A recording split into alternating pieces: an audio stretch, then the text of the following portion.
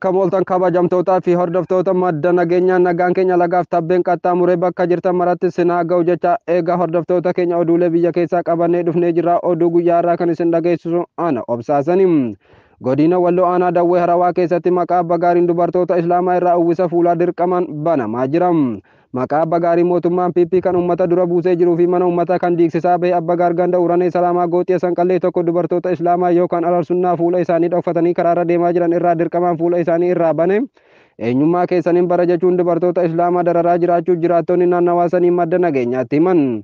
Jiraattonni gandichaa akka jedhanitti abbaa gaar kun karaarra taa'ee hojiin isaa namoota sodaachisuu qofa akka ta'e himan.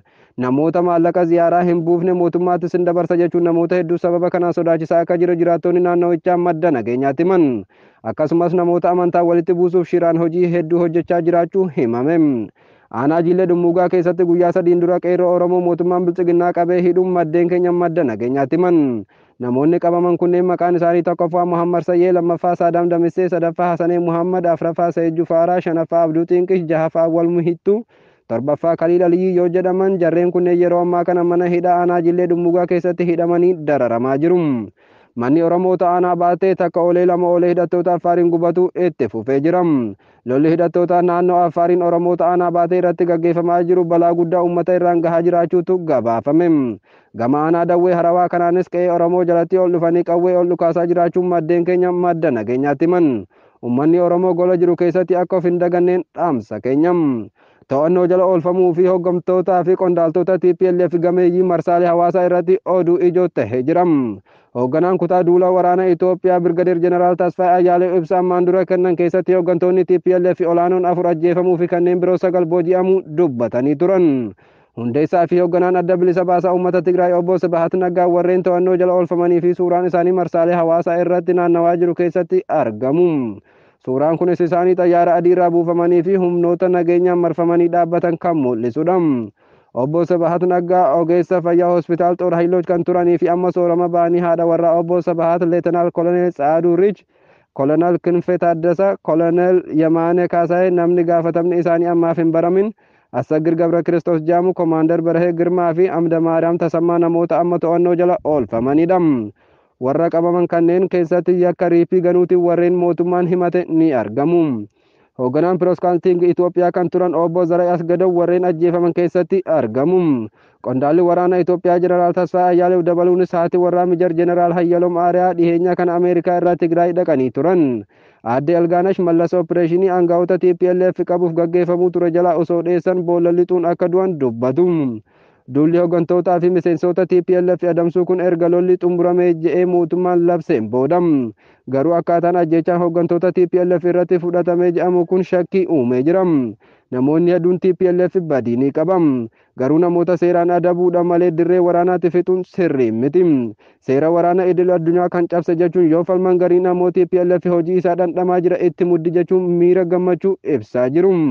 Dhaabbanni mootummaa gamtoomanii Tigraay keessatti yakki waraanaa raawwatamuu mala waan ta'eef qaamni walaba naannicha bobba'ee qorannoo akka gaggeessu yaada dhiyeessuun isaa ni yaadatama. Oduuleen keenya har'aa kanuma qophiilee hafanii waliin turte gaarii. Akkam nagaa fayyaa?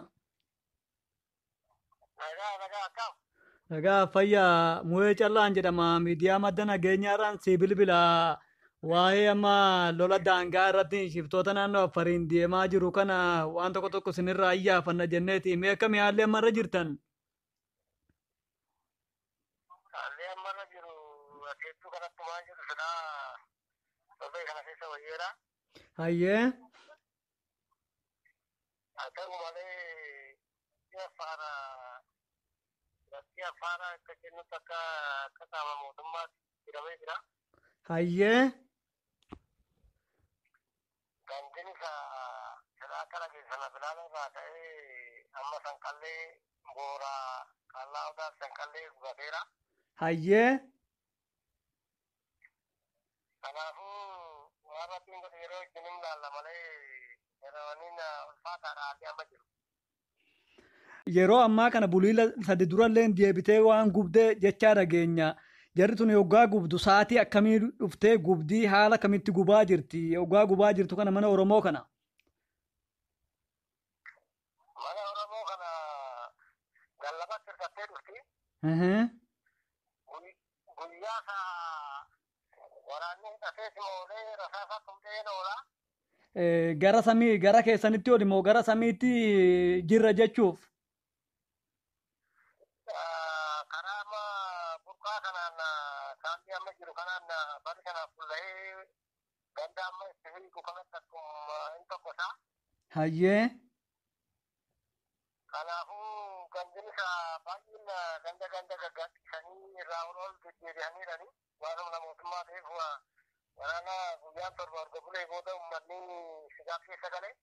hayyamee uummanni amma manni irra gubatee jiru kun garam faca'aniiran eessa dhaqaniiran? Uummanni kun kaanis ganda imaam jedhamurra ba'anii kaanis tarreerra ba'anii kaanis ganda buree ba'anii kaanis furaa ba'aniiran. Hayyee qaama mootummaa irraa namni naannoo san jiru nama akkamiiti? Qaama mootummaa keessaa isaan kami namni amma daangaa kanarra jiru? Qaama mootummaa keessatti akka agarrutti afaan raayyaa fi Hayyee federaalaa jedhanii hayyee inni jiran malee itti gaafatamummaa keessan fudhadhaatii itti gaafatamummaa uummataa fudhadhaatii uummata ganda gashinaa'uu kan jedhan itti gaafatamummaa fudhachuu waan dandeenyu amma humna ida'annitti waan kana amantii waan qabnu kan jedhan isaanitti isaan dabalafuma. hayyee mootummaan namoota manni irraa gubate kana haga ammaatti gargaarsa godhaniiranii? Gargaarsa amma danda'an duraanii jalqabanii amma danda'an gargaaraa jiranii. Hayyee mee wanni kun haala amma irra dhaabbattanii ilaaltaniin wanni kun egereen isaa maal ta'e maali jettanii yaaddan amma oggaa ilaaltan waan kana haala isaa oggaa ilaaltan? Haala isaa yeroo ilaallu wanni kun maqaa qote bulaatii fi horsiise bulaa qaba malee amma lolli lolatanii barataa fi makiinaa fe'amee diskaana waan adda addaadhaa hiikamee lolli waraanni akka isheenee kun amma sa'a jahaa torbaa yoo lole sa'aatitti jijjiiramee seenaa. Hayyee Kanaafuu lolli lola addaati amma lola duraatiin miti bakkee mara kuma jira hin jira amma gaafa jiru agarmu goonu dhabaamu. hayyee boleessa keenya jiraadhu rabbiin khayra haa godhu gaahi rabbiin sinaa jajjabeessu inshaallah ulfaadhaa hamma dandeessan of jajjabeessaadha.